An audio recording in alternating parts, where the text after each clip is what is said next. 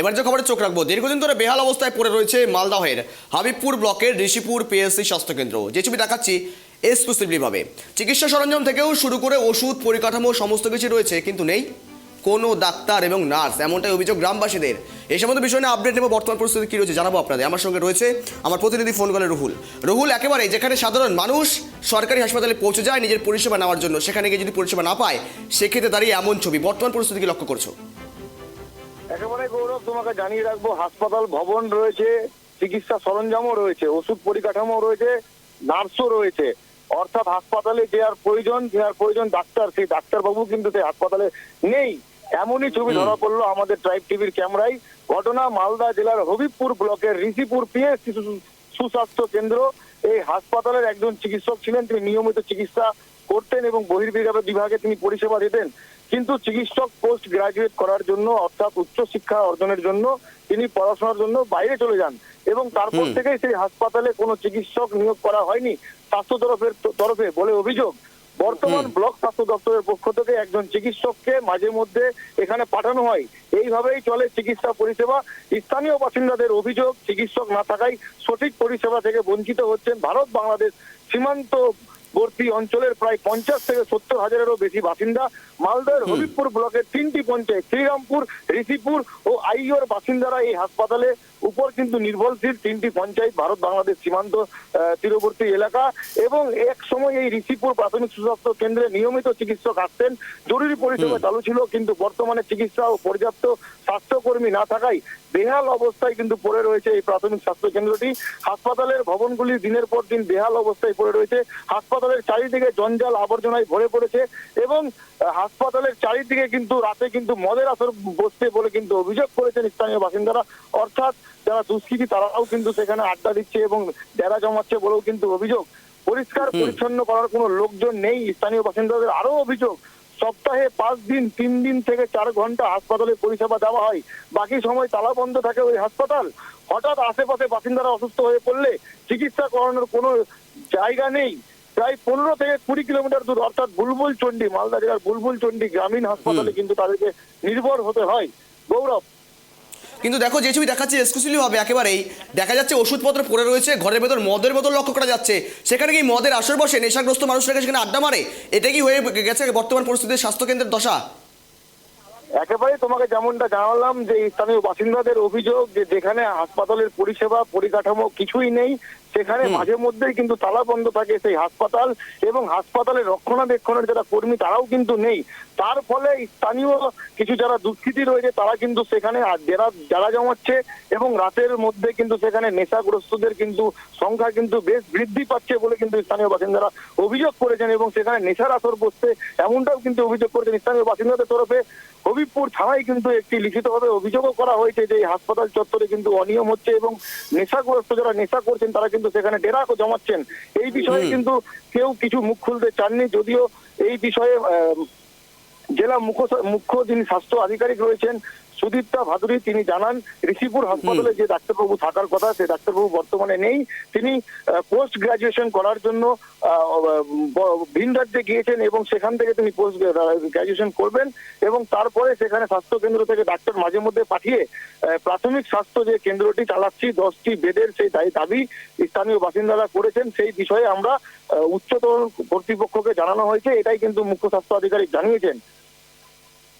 কিন্তু মূলত রহুল, দেখো যে সমস্ত সাধারণ মানুষের টাকা খরচ করে বেসরকারি হাসপাতালে যাওয়ার সামর্থ্য নেই বা ক্ষমতা নেই, তারা কিন্তু রীতিমতো নির্ভর হতে হয় স্বাস্থ্যকেন্দ্রগুলিতে বা সরকারি হাসপাতালগুলোতে। সেক্ষেত্রে এসে যদি এমন ছবি দেখতে হয়, সেক্ষেত্রে রাজ্য সরকার, রাজ্য প্রশাসন, স্থানীয় প্রশাসন তারা কি জানাচ্ছেন, তারা কিভাবে দেখছে এই বিষয়টি?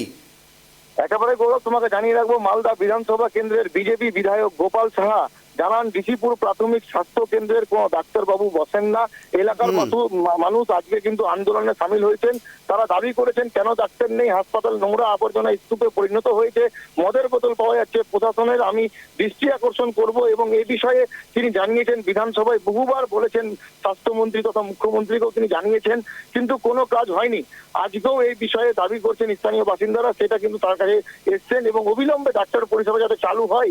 বিজেপি বিধায়ক কিন্তু তিনি বলেছেন যাতে এই বিষয়টা নিয়ে বিধানসভায় তিনি তুলবেন এবং বিধানসভার স্পিকারের দৃষ্টি আকর্ষণ করবেন। মালদা জেলা তৃণমূল কংগ্রেসের সহসভাপতি বাবলা সরকার জানান, হবিবপুর ব্লকের ঋষিপুর যে প্রাথমিক স্বাস্থ্য কেন্দ্র রয়েছে ওখানে ইতিমধ্যে নার্স ফার্মাসিস্ট রয়েছে, তারাই পরিষেবা দিতে থাকছে। বিজেপির অনেক নেতা এই বিরুদ্ধে সমালোচনা করছেন। আমরা প্রশ্ন, তার তো ওই এলাকার দীর্ঘদিন বিধায়ক রয়েছেন, তারা কেন এই সুরাহা করছেন না? এবং কেন্দ্র সরকারের দিকে তিনি কিন্তু আঙুল তুলে বলেছেন যে স্বাস্থ্য পরিষেবাটা পুরোটাও কিন্তু রাজ্য সরকার এবং কেন্দ্রের দিকে কিন্তু তিনি আঙুল দেখিয়ে কিন্তু তুলে ধরেছেন। গৌরব, একেবারে রুহুল, সঙ্গে থাকার জন্য ধন্যবাদ তোমাকে। আপডেট রাখো, তোমার কাছে আবারও পরবর্তীতে আসি। ধন্যবাদ তোমাকে সঙ্গে থাকার জন্য। পরিষেবা আবারও সঠিক হোক, দৃষ্টি আকর্ষণ করছি আমরাও, প্রশ্ন তুলছি আমরাও। যদি উচ্চ কর্তৃপক্ষের কাছে আমাদের আওয়াজ পৌঁছে থাকে সেক্ষেত্রে দাঁড়িয়ে নিশ্চয়ই একটা আশা করা যাচ্ছে এই সুরাহা হবে, এই আশা রাখছি আমরা। সেক্ষেত্রে দাঁড়িয়ে পরিষেবা থেকে ব্যাহত সাধারণ মানুষ মালদার হবিবপুর থেকে এমনই ছবিতে রীতিমতো চাঞ্চল্য ছড়িয়েছে। এখন দেখার বিষয় পরবর্তীতে নতুন করে কি ব্যবস্থা গ্রহণ করে উচ্চ কর্তৃপক্ষ।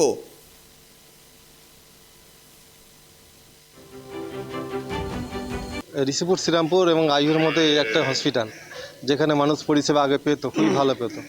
বিগত 2011 সালের পর থেকে কোনো রকম পরিষেবা পায় না।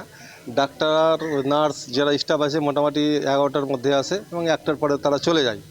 আর ডাক্তার মাঝে মাঝে আসে, সপ্তাহে 2 দিন 1 দিন আসে, 2 ঘন্টার জন্য আসে আর আসে না। পরিষেবা বলে কোনো জিনিসই নাই।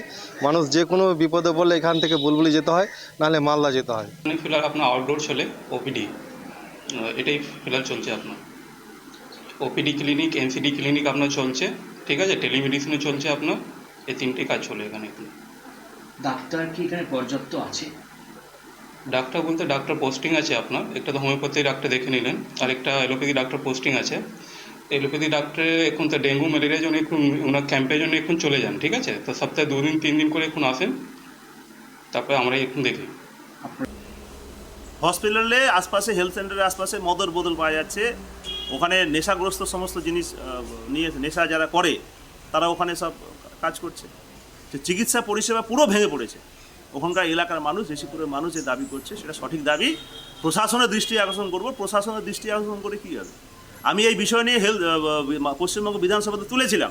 মেনশন আবারে মাননীয় যিনি আমাদের স্বাস্থ্যমন্ত্রী, মাননীয় মুখ্যমন্ত্রীকে তার দৃষ্টি আকর্ষণ করেছিলাম যে মালদা বিধানসভাতে Molpur primary health centre, Jatradanga health centre, Rishipur primary health centre আর এগুলোতে চিকিৎসা পরিষেবাও কিচ্ছু নেই।